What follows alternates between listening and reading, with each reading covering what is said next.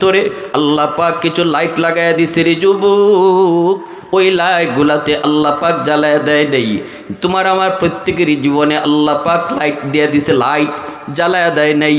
এই যে এখানে লাইট জ্বলছে, লাইট লাগানোর পর যদি লাইট জ্বালাইতে হয় পাওয়ার হাউস থেকে লাইন ওকে করা লাগবে। পাওয়ার হাউস থেকে যদি লাইন ওকে করো তখনই দেখবা লাইটটা জ্বলছে। তোমার আমার জিন্দিগির পাওয়ার হাউস হলো মা বাবা। মা বাবা থেকে যদি জীবনের লাইন ওকে রাখো তাহলে জীবনের লাইট আল্লাহ জ্বালায়া দিবে। ব্যবসায় তুমি উন্নতি করবা, লেখাপড়ায় তুমি অগ্রগতি করবা, চাকরিতে তুমি প্রমোশন পাবা, যে কাজে হাত দিবা এই কাজে বরকত পাইবা, কারণ জীবনের পাওয়ার হাউস থেকে লাইন তুমি ওকে রাখছো। ঠিক না? মা দোয়া করতেছে, আল্লাহ আমার ছেলের ব্যবসায় তুমি বরকত দাও। বাবা অন্তর থেকে দোয়া করতেছে, জীবনের পাওয়ার হাউসের লাইন ওকে আছে তোমার, এজন্য আল্লাহ পাক লাইট জ্বালায়া দিতেছে, জ্বালায়া দিতেছে।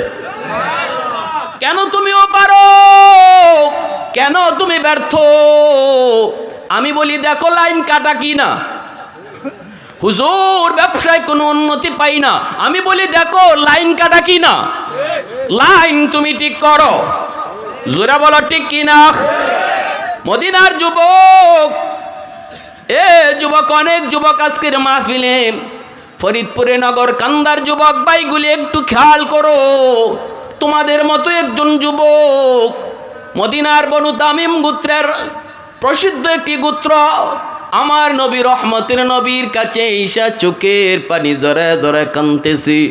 নবীজি বলতেছেন, যুবক তুমি কান্দো কেন? রহমতের নবীর কাছে সবাই সুখ দুঃখের কথা কইতো, ঠিক কিনা জোরে বলেন? সুখ দুঃখের কথাগুলা নবীকে সবাই শোনাইতো। যুবক আমার নবীকে তার দুঃখের কথাটা শোনানোর জন্য নবীজির কাছে আইসা কান্না শুরু করলো, কারণ তিনি তো রহমতের নবী, তিনি তো উম্মতের দরদি নবী, তিনি তো উম্মতের দরদি নবী। যদিও মক্কার আবু জাহেল চিনল না, নবীজি দাওয়াত দিতে গেছেন, আবু জাহেল নবীর মাথায় আঘাত করে বসেছি, নবীজি কষ্ট পেয়েছেন, রক্ত ঝরতেছি, নবীজি রক্ত হাতের মধ্যে লাগতেছে। নবীজি ঘরে চলে আসলেন। এই দিকে আমার নবীর আপন চাচা আমির হামজা, তখনও তিনি কালেমা পড়ে মুসলমান হন নাই। তিনি তো নবীর বয়সের সমবয়সের, যদিও নবীর চাচা কিন্তু সমবয়সের। চাচা ভাতিজা মাঝে মাঝে সমবয়সের হয় কি হয় না? হ্যাঁ, আমির হামজা একজন শিকারী, বনে জঙ্গলে তিনি হরিণ শিকার করেন, দক্ষ একজন শিকারী আমির হামজা। নবীজির চাচা তখনও কালেমা পড়ে মুসলমান হন নাই, নবীজির বাল্য বন্ধু, যদিও নবীর আপন চাচা কিন্তু বাল্য বন্ধু। একসাথেই নবীর সাথে ঘুরছেন, একসাথেই চলছেন, একসাথেই কোথাও হাঁটা চলা করেছেন, গল্প করেছেন। কিন্তু আমার নবী যখন তিনি কালেমার দাওয়াত দিতে শুরু করলেন, আমির হামজার খবর নাই। ইনি আছেন এই শিকারীর তালে, গেছেন তিনি জঙ্গলে শিকার করার জন্য। অনেকগুলা তীর, সবগুলি তীর তিনি শেষ করে ফেললেন, কোনো শিকার পেলেন না। একটা তীর মাত্র বাকি রইছে, একটা তীর মাত্র বাকি আছে। নজরে পড়ছে একটা হরিণ, শেষমেশ তিনি এই তীরটা মারবেন হরিণীর দিকে, এটাই তার শেষ সম্বল। এই দিকে আমার নবী রহমতের নবীর মাথায় আঘাত করেছে আবু জাহেল, নবীজির মাথা থেকে রক্ত জড়ে। এই খবর তো আমির হামজার নাই, ইনি তো আছেন জঙ্গলে হরিণকে শিকার করবেন। যেই মাত্র তাক করেছেন হরিণকে শিকার করবেন, আর বলতেছেন এটাই শেষ তীর, এটাই আমার শেষ শিকার, এই মনে কইরা মাত্র তীরটা মারবেন, এমনি আল্লাহ পাক হরিণের জবান আল্লাহ খুলে দিছে। হরিণে ডাক দিয়া কয়, রে হামজা, একটা মাত্র তীর রইছে, এই তীরটা আমার লাগি না, এই তীরটা তুই আবু জাহেলের জন্য রাখ। আল্লাহু আকবার, জোরে কও না, আরো জোরে কও না, আল্লাহু আকবার। এ হামজা, একটা মাত্র তীর, সবগুলা তীর তুমি শেষ করেছো, শিকার তুমি পাও নাই, একটা তীর রয়েছে, এটা আমার লাগি না, আবু জাহেলের জন্য রাখ। কারণ তোর কলিজার টুকরা ভাতিজা মুহাম্মদ, আমার রহমতের নবী, আমার রহমতের নবী, আমার আল্লাহর দোস্ত, তার মাথায় আঘাত করে আবু জাহেল রক্ত জড়ায় ফেলছে। নবী আমার এতিম হওয়ার কারণে আবু জাহেল এত বড় সাহস করেছে, কিন্তু হামজারে, মুহাম্মদ না তোর আপন ভাতিজা, মুহাম্মদ না তোর বাল্যকালের বন্ধু? হরিণে কইতেছে, আল্লাহু আকবার, জোরে কও। মুহাম্মদ না তোর রক্তের? মুহাম্মদের রক্ত আর তোমার রক্ত তো এক। আজকে আবু জাহেল রক্ত ঝরাইলো, এটা কি তোমার রক্ত না? যেই মাত্র হরিণে এই কথা কইছে, সাথে সাথে তীর বাড়া বন্ধ। আমির হামজা সোজা বাড়ির দিকে রওনা। নবীজির ঘরের কাছে আইসেই শুনতেছেন ঘরের ভিতর থেকে কান্নার আওয়াজ। ঘরের ভিতরে কে কান্না করে? কই আমার নবীর পরম করম স্ত্রী, কলিজার টুকরা বিবি আম্মা জান খাদিজাতুল কুবরা রাদিয়াল্লাহু তাআলা আনহা।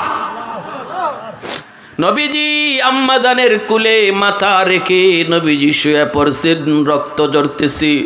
আম্মা জান নবী রক্তটা মুছতেছেন আর কাঁদতেছেন, আর তিনি বলতেছেন, হায় আজকে আমার স্বামী এতিম হওয়ার কারণে আবু জাহেল এত বড় সাহস করলো। মক্কায় বুঝি আমার স্বামীর কেউ নাই? আল্লাহু আকবার, জোরে বল। এই মক্কায় বুঝি আমার স্বামীর কেউ নাই? তার পাশে দাঁড়াইবার মতো তার আপন বলতে কেউ বুঝি নাই।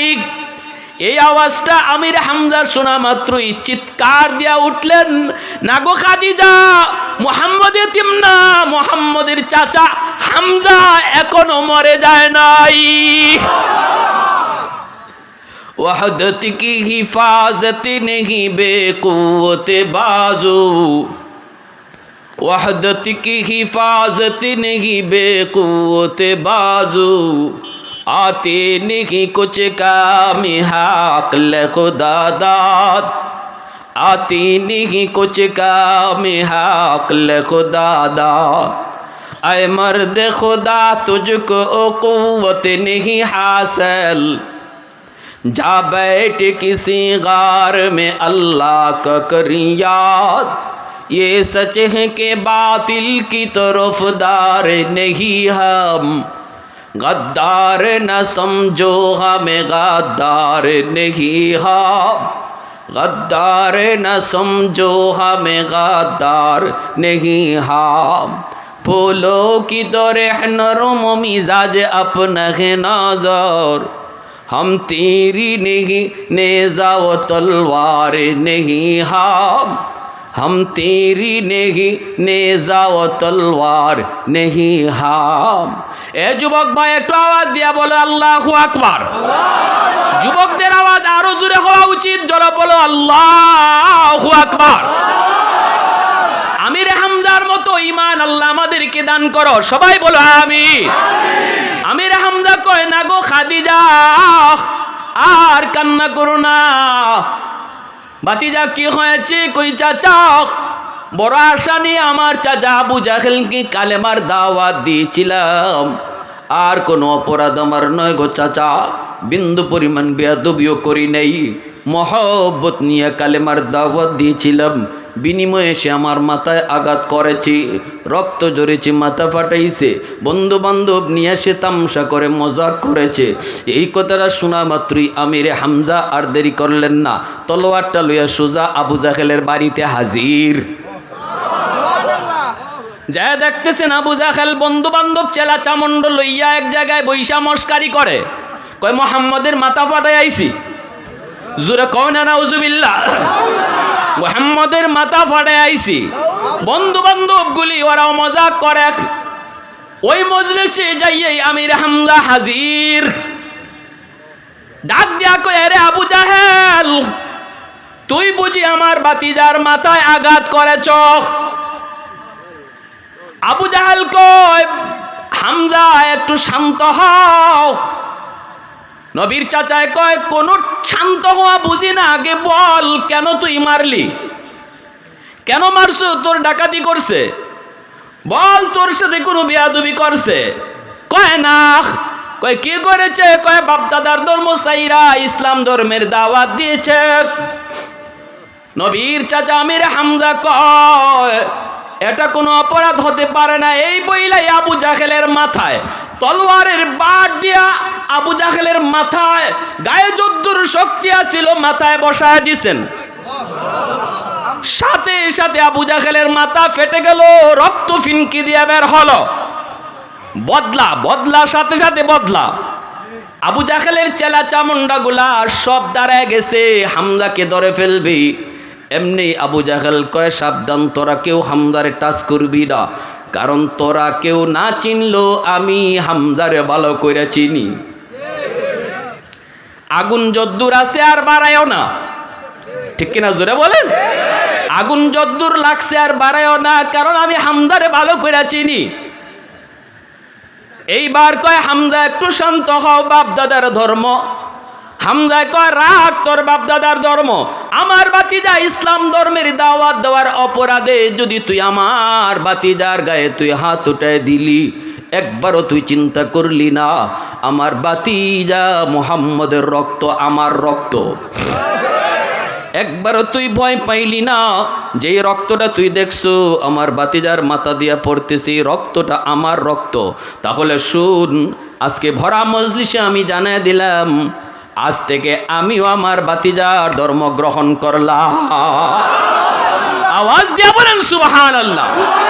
কৌনাইনে মুখতারে খুদা তুমকো বানায়া, कौनैन मुख्तार खुदा तुमको बनाया, उम्मत का निगाहबान खुदा तुमको बनाया, उम्मत का निगाहबान खुदा तुमको बनाया। मौला मेरा आका मेरा रहमत की नबी है, ताजदार मदीना है तुम्हारे अरबी है, ताजदार मदीना है तुम्हारे अरबी है। अशजार ने देते के नबूवत के शहादत, तशकीक कमर में है तो अंगुल की इशारात, तशकीक कमर में है तो अंगुल की इशारात। একটু আওয়াজ দিয়া জিকির করি লা ইলাহা ইল্লাল্লাহ, সবাই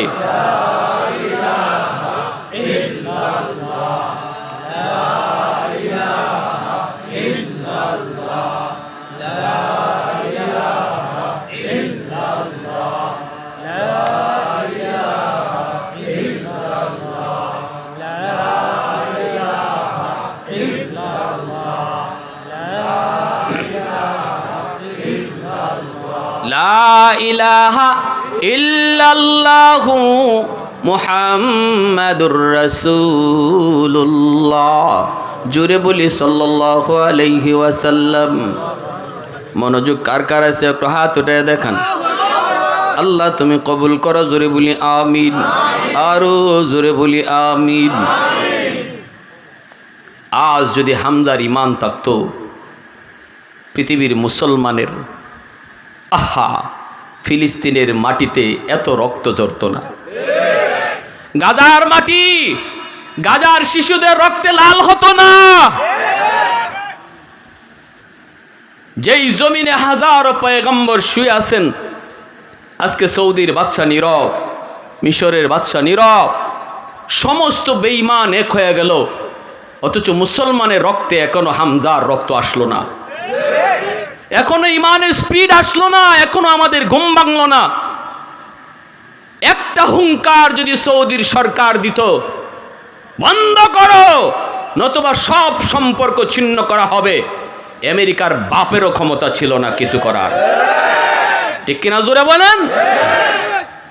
প্যার হাজিরিন, দুঃখে কলিজা ফেটে যায়। কি বলবো, মুসলমান আজকে কি হলো, কি ছিল মুসলমানের ইতিহাস। আমার রসুলের সামনে যুবক যখন কান্দে, নবী বলতেছেন যুবক বলো কাঁদো কেন? যুবক বলে ইয়া রাসূলুল্লাহ, ওগো নবীজি আমি বড় পেরেশান, আমার মা আমার বাবা আজ দুজন কবরে শায়িত। তারা যতদিন দুনিয়ায় ছিলেন নবী গো আমার সংসার ছিল অভাবের সংসার। আমি দেখেছি আমার মা কত রাত না খায়া ঘুমাইছেন, আমি দেখেছি আমার আব্বা কতদিন কিছুই কামাই করতে পারেন নাই, খালি হাতে ঘরে এসেছেন। মা আমাকে কিছুটা খাওয়ায়া বলছে, বাবা ঘুমাও, আমি খাইছি। ইয়া রাসূলুল্লাহ, আমি ভালো একটা চিকিৎসা মারে করাইতে পারি নাই, ভালো একটা শাড়ি কিনে দিতে পারি নাই। আজ আল্লাহ আমাকে অনেক অনেক সম্পদের মালিক বানাইছে, আমার টাকা হইছে, ধন হইছে, দৌলত হইছে, কিন্তু মা নাই, বাবা নাই। যার খেদমত করব তারা তো কবরে শায়িত। এই টাকা দিয়ে এখন আমি কি করব? সময় মতো তো টাকা আসলো না, সময় মতো তো আমি টাকা পেলাম না। ওগো নবীজি, এখন আমি টাকার বিছানা বানাইতে পারি, টাকার বালিশ বানাইতে পারি, কিন্তু আমার মাকে চিকিৎসা না করাইয়া, চিকিৎসার অভাবে আমার মা দুনিয়া থেকে বিদায় নিছেন, বাবা চিকিৎসার অভাবে বিদায় নিছেন। আমি এখন রাতে ঘুমাইতে গেলে ঘুম হয় না, মনে পড়ে যায় মার কষ্টের কথা, বাবার কষ্টের কথা। ইয়া রাসূলুল্লাহ, আমি আপনার কাছে সান্ত্বনার জন্য এসেছি গো নবী, একটু আমাকে বলেন, যদিও আমার আম্মা আব্বা কবরে চলে গেছেন, আমার খেদমত করার, তাদের খেদমত করার কোনো সুযোগ আমার আসেনি, যদি থাকে আমার এই সুযোগটা বলে দেন। সুবহানাল্লাহ। দিনের নবী, মায়ার নবী, রহমতের নবীর চোখ দিয়েও পানি ঝরে, আল্লাহ নবীর চোখ দিয়েও পানি ঝরে। নবীজি তিনিও কান্দেন। কান্নার কারণ হলো, আবার নবী তো জন্মের আগে তিনি বাবা হারাইছেন। আব্বু ডাকের ভিতরে কত মজা, আব্বা ডাকের ভিতরে কত স্বাদ আমার নবী তা জানেন না। বুঝ হওয়ার পর মার খেদমত করার আগে মাও দুনিয়া থেকে বিদায়। এজন্য মা বাবার কথা কেউ যদি বলতো, আমার রহমতের নবীর চোখ দিয়া দর দর করে পানি ঝরত। নবীজি কান্দেন আর বলেন, যুবক আমারে আর কাঁদায়ও না, আমি নবী তোমারে 5টা আমলের কথা বলে দেই, এই 5টা কাজ যদি তুমি করো তাহলে তোমার আম্মা আব্বা কবরে শুয়ে শুয়ে তোমার খেদমত পাইতে থাকবে। কয়টা কাজের কথা নবী বলছেন? মনোযোগ কার কার আছে শুনবার? আল্লাহ কবুল করো, জোরে বলেন আমিন। জানি না এই মজলিসে আমার মতো কার মা নাই, জানি না এই মজলিসে আমার মতো কার মা নাই, জানি না এই মজলিসে কার বাবা নাই রে যুবক, জানি না এই মজলিসে কার আদরের সন্তান নাই, কার জানি আদরের ভাই নাই। শোনো, আজকে আমরা তাদের জন্য কি করব? আজকে বারবার নির্বাচিত চেয়ারম্যান কবরে শায়িত, তার আওলাদ আজকে এই দোয়ার আয়োজন করেছে, কেমনে এই আমরা তাদের জন্য কি পাঠাবো? আমার নবী রহমতের নবী বলেন, 1 নাম্বার হলো আসসালাতু লাহুমা। ওই যুবককে দাঁড় করায়া আমার নবী ওয়াজ শুরু করে দিলেন। শ্রোতা একজন আর নবী হলেন নিজে বক্তা। আমার নবী এত বড় দামি একটা ওয়াজ করলেন, একজন শ্রোতার সামনে রেখা নবী ওয়াজটা শুরু করে দিলেন। নবীজি দেখতেছেন সে দিল থেকে এসেছে ওয়াজটা শোনার জন্য, আমল করার জন্য এসেছে। আল্লাহর নবী বুঝাইলেন, কেউ যদি দিল থেকে চায় তোমার কথাগুলো শুনতো, একজন হলে একজনই যথেষ্ট। লক্ষ লক্ষ মানুষ যদি হাজির হয় তামসা দেখার জন্য লাভ নাই। আল্লাহর রাসূল বলেন, যুবক 1 নাম্বার হলো আসসালাতু লাহুমা। আমার আল্লাহ পাক কোরআনের ভিতরে যে দোয়াটা শিখাইছেন মা বাবার জন্য, রব্বির হামহুমা কামা রাব্বায়ানি সগীরা, এই দোয়াটা যখনই তুমি বাপ মার জন্য করবা, সাথে সাথে আল্লাহ পাক তোমার খেদমত তাদের কবরে পৌঁছায় দিবে। আল্লাহ শিখাইছেন এই দোয়া। কে শিখাইছেন জোরে বলেন? কে শিখাই দিছেন এই দোয়া? আল্লাহ বলতেছে, বান্দা মা বাবার জন্য তোমরা দোয়া করবা। শুনো, নিজের ইচ্ছায় দোয়া কইরো না। কেমনে বাপ মার জন্য দোয়া করলে আমি আল্লাহ কবুল করব, দোয়া আমি শিখাই দিতেছি। আল্লাহ কয়, আমার কাছে যখন মা বাবার জন্য তোমরা দোয়া করবা, এইভাবে দোয়া করো, আল্লাহ আমার আম্মা আব্বারে তুমি এইভাবে আদর করো, মায়া করো, যেইভাবে বাপ মা আমাকে শিশুকালে মায়া করছেন, আদর করছেন। কত মা রাতের বেলা নিজে ঘুমায় নাই রে যুবক, মাথার পাশে দাঁড়ায় দাঁড়ায় মা রাত কাটায় দিছে। কত বাবা সন্তান অসুস্থ হলে পরে নিজে না ঘুমায়া সন্তানের পাশে বসে বসে সারা রাত কাটায় দিছে। অসুস্থ হয়েছে সন্তান, বাবা ডাক্তারের জন্য দৌড়াইছে। নিজের শরীরে রোগের কোনো অভাব নাই, একবারও নিজে ডাক্তার দেখে এইবার কথা ভাবে না। কিন্তু সন্তান যদি অসুস্থ হয় বাবা পাগল হয়ে গেছে। আল্লাহ বলতেছে সন্তানের দল, শিশুকালে তোমাদের বাপ মা কেমন আদর আর কেমন মায়া করেছে, এই কথাগুলি যদি তোমার মনেও না থাকে আমি আল্লাহর মনে আছি। এজন্য যখনই দোয়া করবা এইভাবে আমার কাছে দোয়া কইর। 1 নম্বরে নবী বলতেছেন এই আমল করবা।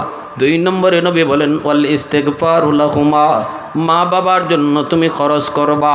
ওয়াজ মাহফিলের আয়োজন করা খরচ হবে বাপ মার জন্য, আল্লাহ এই খেদমত বাপ মার কবরে পৌঁছায় দিবে। সুবহানাল্লাহ, জোরে বল। হাদিস থেকে বলতেছি, হাদিসের আলোকে বলতেছি, বাপ মার জন্য তুমি একটা মাহফিলের আয়োজন করেছো, খরচ হয়েছে। জিকির করেন লা ইলাহা ইল্লাল্লাহ।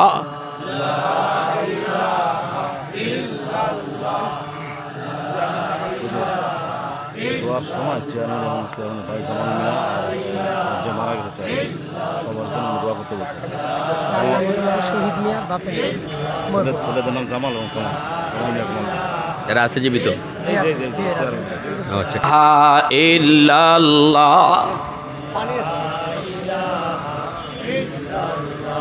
লা ইলাহা ইল্লাল্লাহু মুহাম্মাদুর রাসূলুল্লাহ।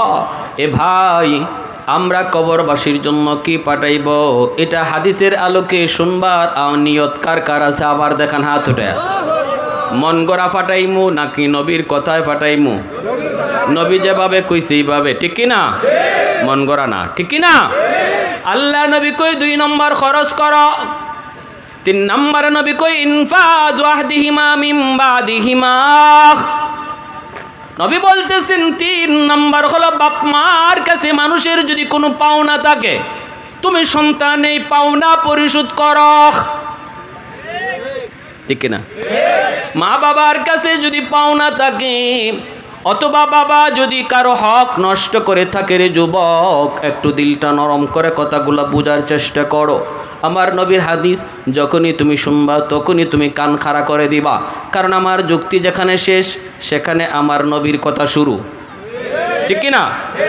আমার কথা সব শেষ যখনই শুনবো নবীর কথা, আমার চিন্তা তখনই শেষ যখন শুনবো আমার নবীর চিন্তা, আমার যুক্তি তখনই শেষ যখনই শুনবো আমার আল্লাহর কথা, ঠিক কিনা জোরে বলো।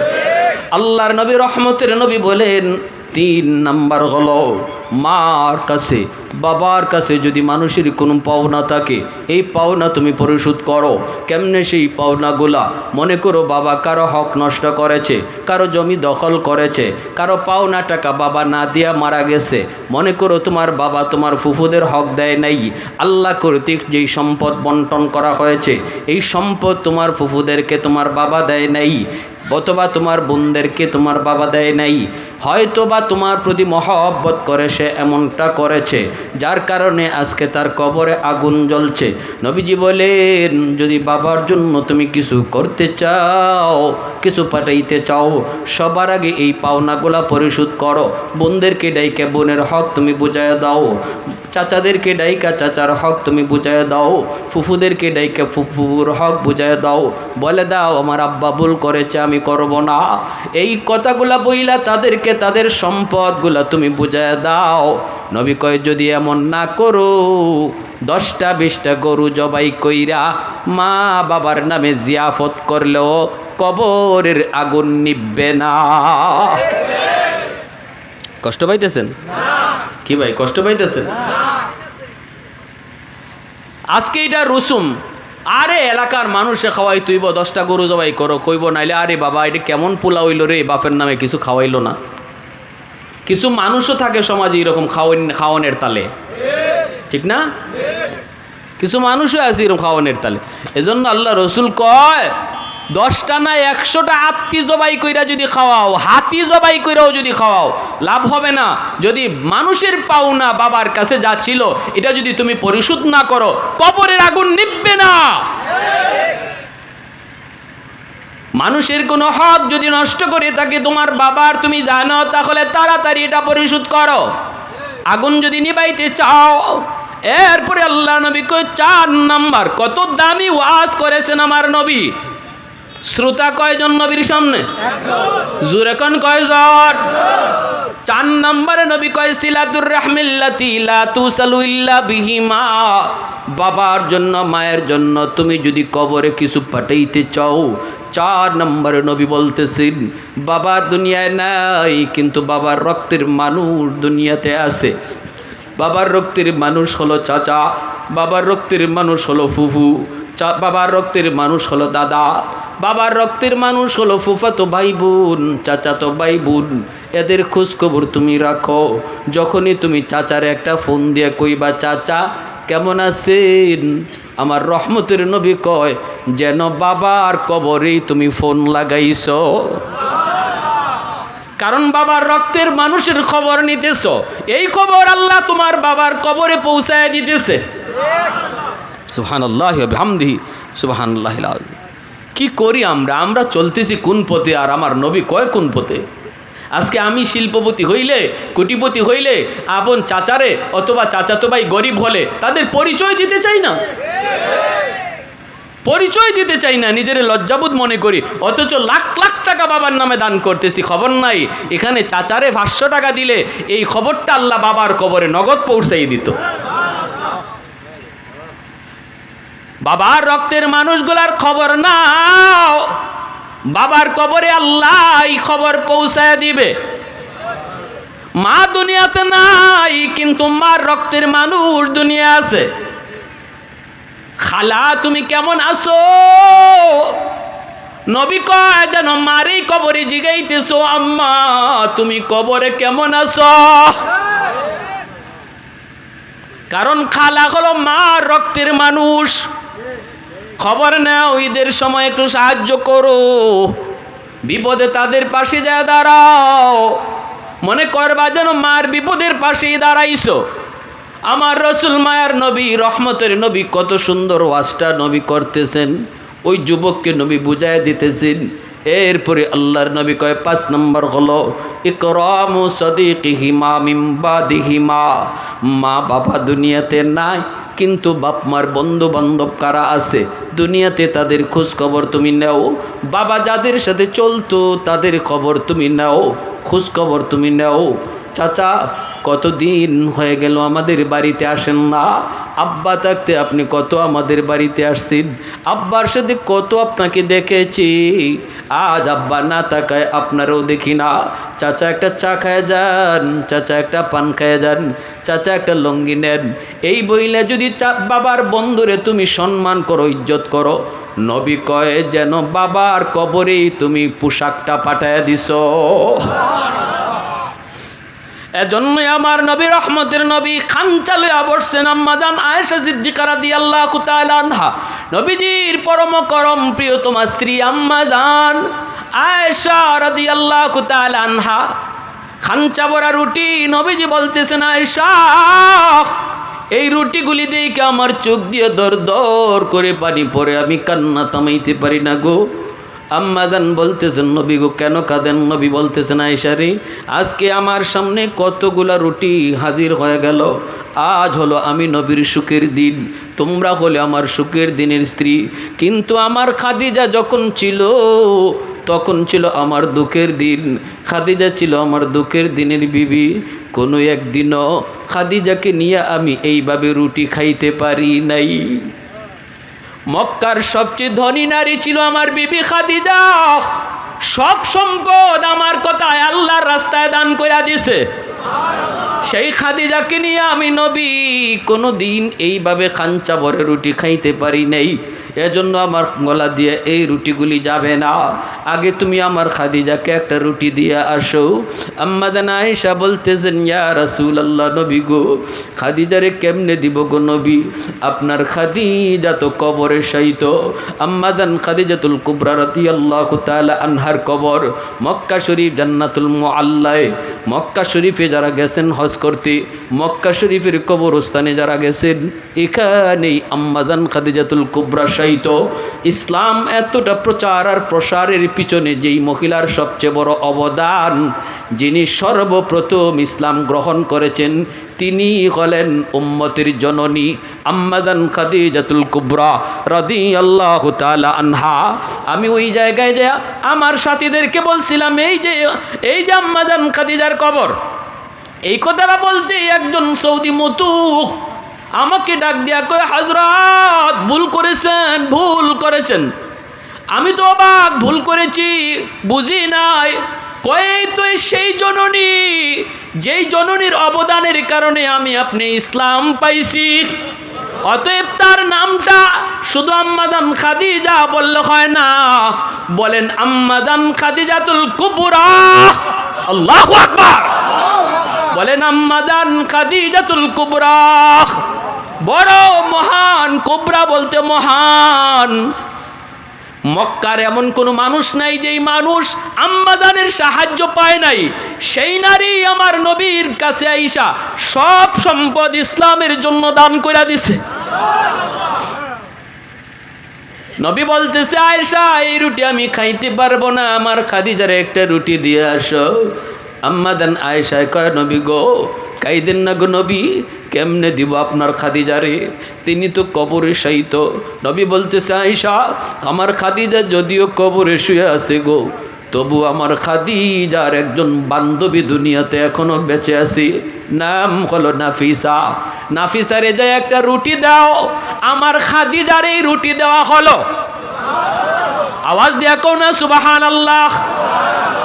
আল্লাহ নবী বুঝাইলেন, মা বাবা দুনিয়াতে নাই, দেখো মা যাদের সাথে চলতো ওই মহিলাদেরকে পাইলে মার মতো শ্রদ্ধা কইর। বাবা যাদের সাথে চলতো, বাবার বয়সের মানুষগুলারে পাইলে বাবার মতো শ্রদ্ধা কইর, তাহলে আল্লাহ পাক মা বাবার কবরে তোমার খেদমত পাঠায়া দিবে। ভাইয়েরা, আমার জন্য বলছিলাম কয়টা আমল? জোরে বলেন, কয়টা আমল?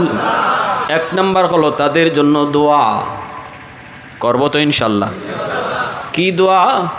বলেন, রাব্বির হামহুমা কামা রব্বায়ানি সগীরা।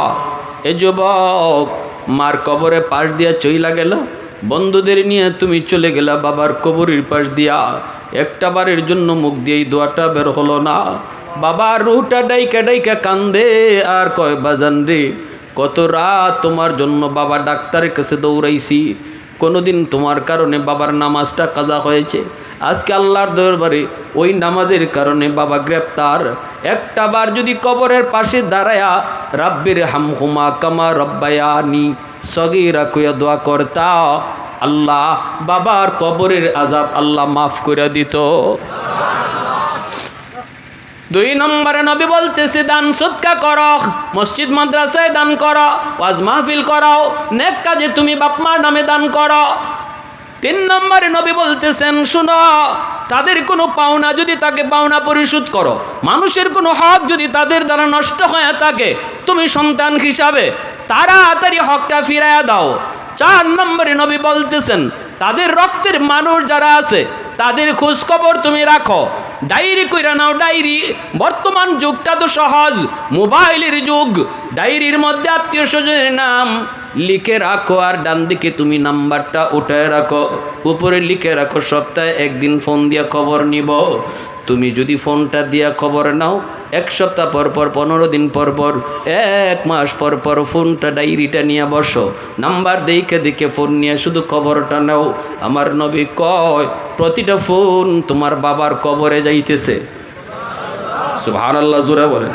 প্রতিটা ফুট মায়ের কবরে যাইতেছে। 5 নম্বরে নবী বলতেছে, বাবা মার সমবয়সের মানুষ দেখলে পরে তাদেরকে বাবার মতো শ্রদ্ধা কইর, মার সমবয়সের নারী দেখলে মার মতো শ্রদ্ধা কইর। আল্লাহ পাক মা বাবার কবরে তোমার খেদমত পাঠায় দিবে। আমলখানা কারা কারা করতে প্রস্তুত আছেন? হাত উঠায় দেখা। আল্লাহ তুমি কবুল করো, জোরে বলেন আমিন। এ যুবক যাদের মা বাবা দুনিয়ায় জীবিত আছে রে, আজ রাত যায় মার কাছে মাপ চাইয়া নিও, খুশি করে নিও। মশারিটা আজকে টানায় দিয়ে দিও, মার বাবার মশারিটা টানায় দিও। মাথায় একটু তেল মালিশ করে দিও, পায়ের তলায় বাবার তেল একটু মালিশ করে দিও। এই কথাটা, এই আমলটা করা মাত্রই দেখবা বাবার দিল খুশি। নবী বলতেছেন, যদি কোনো সন্তান রাতের বেলা মারে খুশি করে ঘুমায়, সকাল হওয়া মাত্রই তার জন্য আল্লাহ জান্নাতের দরজা খুলে দেয়। عن أبي هريرة رضي الله تعالى عنه قال رسول الله صلى الله عليه وسلم من أصبح مطيعا لله في والديه أصبح له بابان مفتوحان من الجنة। আর যদি কোনো সন্তান রাতের বেলা মারে কষ্ট দিয়া ঘুমাও, সকাল হওয়া মাত্রই নবী কয় তোমার জন্য জাহান্নামের দরজা আল্লাহ খুলে দিবে। ভালো করে জানো, মার কলিজায় ব্যথা, বাবার কলিজায় ব্যথা। তোমার কোনো কথার কারণে, তোমার কোনো আচরণে মায় কষ্ট পেয়েছে, কলিজার মধ্যে আঘাত পেয়েছে, অথচ তুমি মাপ চাও নাই, ঘুমায় যাইতেছ রাতে, এই দিকে মার ঘুম নাই, বাবার কলিজায় ঘুম নাই, চোখ দিয়া পানি ঝরতেছে। নবী কয়, রে যুবক, তুই ঘুমাইতেছ না, সকাল হওয়া মাত্রই তোমার জন্য জাহান্নামের দরজা খোলা হইতেছে। অতএব আজ রাত মারে খুশি কইরা, বাবারে খুশি কইরা, যাদের বাপ মা দুনিয়া আছে, কারা কারা এই আমলটা করতে রাজি আছো? একটু হাত উঠে আল্লাহরে দেখাও। আল্লাহ তুমি কবুল করো। আরেকখানা হাদিস কইলাই, আবু দাউদ শরীফের হাদিস, মান যারা কবরা আবাওয়াইহি ফি কুল্লি জুমাতিন গুফিরা লাহু কুতিবা বাররান। তুমি মাফ চাইতে পারো নাই, বাবা কবরে চলে গেছে, এখন কি করব? হুজুর আমার তো সুযোগই নাই মাপ চাওয়ার। রসুল কয়, জুম্মার দিন যদি বাপমার কবর জিয়ারত করো, তাহলে আল্লাহ তোমার এই অপরাধটা, এই দুষ্টা আল্লাহ মাফ কইরা তোমাকে বাধ্য সন্তানের তালিকাভুক্ত বানাইয়া দিবে। জুম্মার দিন বাপমার কবর জিয়ারত কঠিন কাজ না সহজ?